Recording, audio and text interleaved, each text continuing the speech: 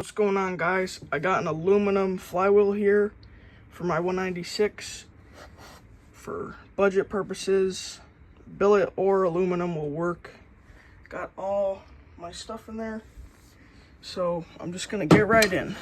Couldn't get it off with the ratchet, so I used an impact and it just came right off. So if you're gonna do this, I highly recommend an impact. You won't bend your starter cup or anything like that. Now we can get the nut, put it on just a little bit.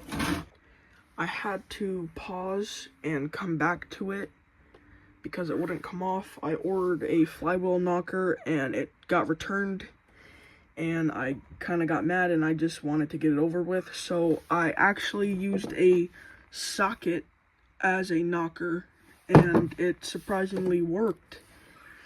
So now I'm gonna take the key out and lap it for the new one. I'm gonna take off the charging coil or whatever you want to call this, because I'm not gonna hook up a light or a battery or anything to them, and I don't want them to be in the way. So I'm just gonna take them off. All right, I got it off, and I think I may be able to reuse the key because it's in good shape and it wasn't really stuck in there. So I'm gonna clean inside those holes and then lap it. Now with it removed, I put some of the compound on the crank and I'm going to put the flywheel on and start turning it for about 30 to 60 seconds.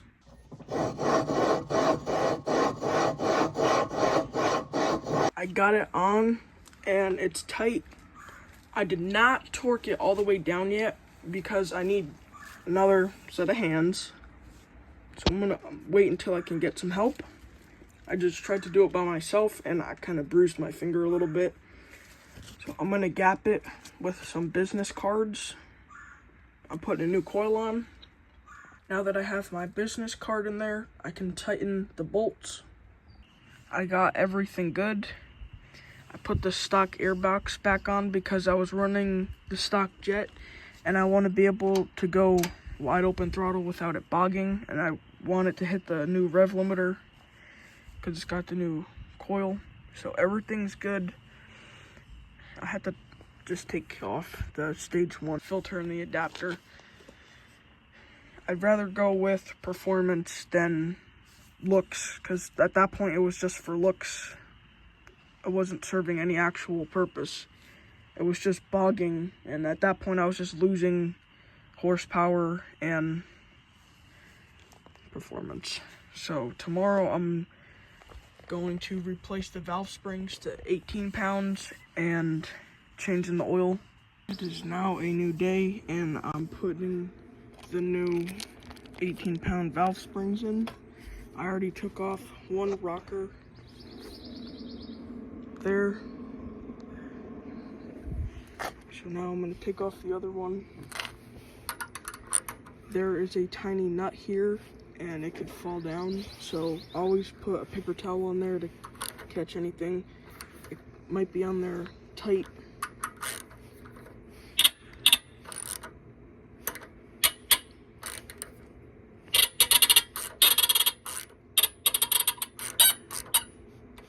But eventually it'll come off.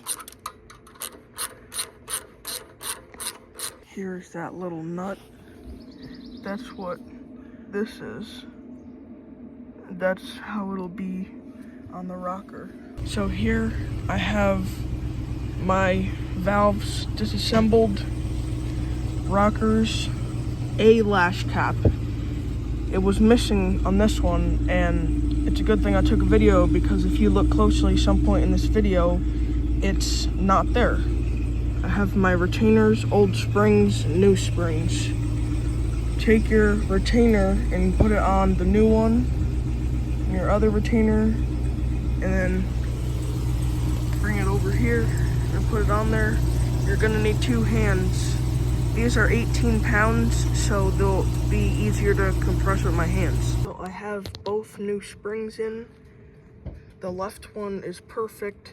The right one, I'm missing a lash cap, and I cannot complete this without the lash cap. I did a little bit of research and looked on posts with people who had the same problem, and that is the exhaust valve and that is the intake, and the exhaust valve gets hotter than the intake, and apparently it's supposed to be like that, but I don't know how I feel about that. So it is normal for there not to be a lash cap on the intake valve because the exhaust valve gets much hotter. It needs a lash cap, and it's not really needed for there to be a lash cap on the intake, so everything's good and it's safe to run like that apparently. Thank you for watching.